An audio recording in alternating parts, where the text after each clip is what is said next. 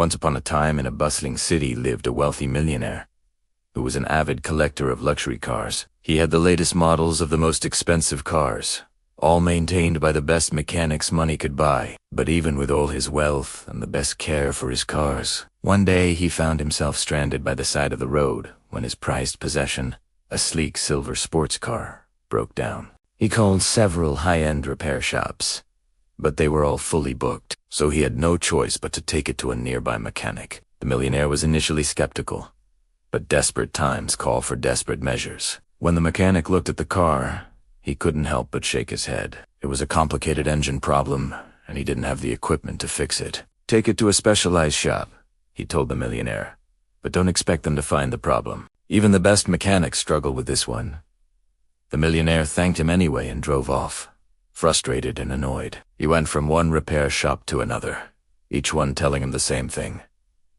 At T's point, he wasn't just angry, he was close to tears.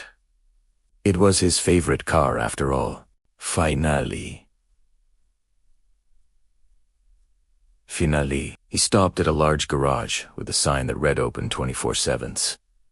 He parked his car inside and went to the front desk. There was a young man sitting there who looked up at him for a moment before returning to his computer. The millionaire cleared his throat, but the young man didn't seem to acknowledge him. "Can I help you?" the young man finally asked, without looking up. "I need someone to fix my car," the millionaire said, surprised by the lack of enthusiasm. The young man shrugged and pointed to a row of empty lifts. "Fix it yourself, if you can," he replied nonchalantly. The millionaire was taken aback by the rude response, but he decided to play along. "How much do I have to pay to get someone to look at this?" he asked, hoping to finally get some help. The young man looked up from his computer and met the millionaire's gaze. "Pay me your position and I'll fix your car," he said with a mischievous grin. The millionaire was stunned. Was this guy serious? Did he really think he could fix such a complicated engine? What a joke. But the millionaire was desperate. Maybe this guy was crazy, but he might just be the last hope for his beloved car. "All right," the millionaire said, laughing dismissively. "You got yourself a deal." The other customers in the waiting area burst into laughter. No one thought this strange young man would actually agree to the challenge. One by one, they all started placing their bets. The millionaire felt a surge of triumph as everyone cheered.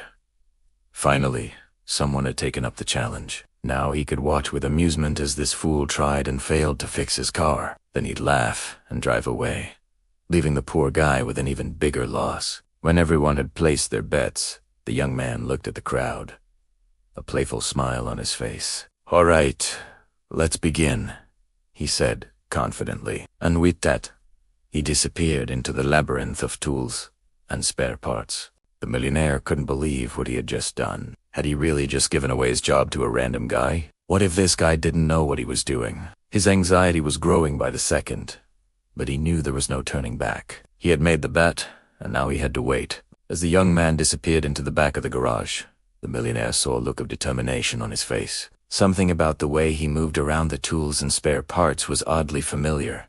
The millionaire couldn't quite put his finger on it, but he couldn't help but feel a sense of unease. The other customers started whispering among themselves, doubting the young man's ability to fix the millionaire's car. The millionaire, however, remained silent, his eyes fixed on the disappearing figure. Inside the garage, the young man worked with a focused intensity. Years of experience had honed his skills, and he moved with a practiced ease that was almost mesmerizing to watch. The millionaire watched intently, trying to catch every move the young man made. There was something about the way he handled the tools that both fascinated and annoyed him. It had been a while since the millionaire had seen such dedication in someone's work. It brought back memories of when he had first started collecting cars and had spent countless hours tinkering with engines. Back then, he had loved the feeling of accomplishment he got from fixing a car.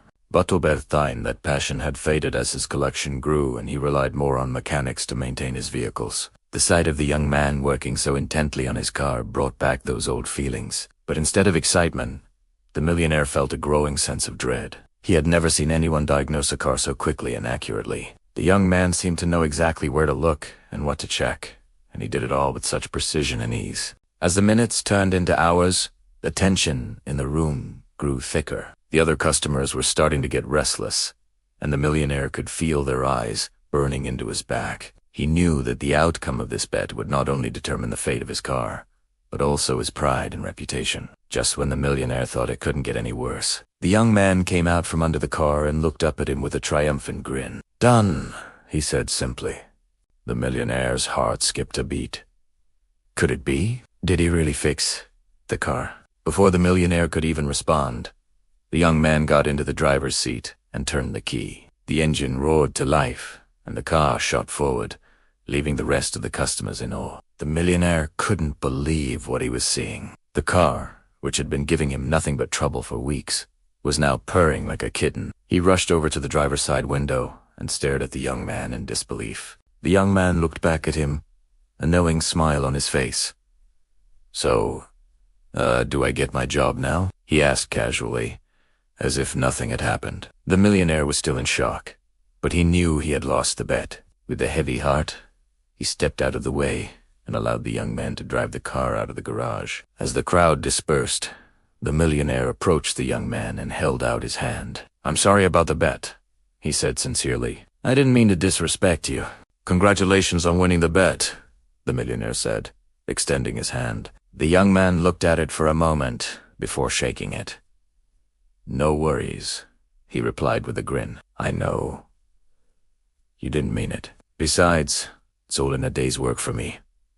The millionaire couldn't help but smile back. He had been humbled by the young man's skill, and he couldn't deny that he was impressed. But he couldn't help but wonder why the other mechanics had even been able to fix his car if it was such a simple problem. As he watched the young man drive away in his newly repaired car, he realized that maybe it wasn't just about fancy equipment or fancy degrees. Maybe it was about having a good, honest mechanic who knew his stuff. The millionaire took a deep breath and realized he had learned a valuable lesson that day. He had learned not to judge a book by its cover and to always respect the expertise of others. He had been wrong about the young man, and he owed him an apology. From that day on, the millionaire never forgot the valuable lesson he had learned. He treated every person with respect, regardless of their background or appearance, and whenever he needed a good, honest mechanic, he knew just who to call.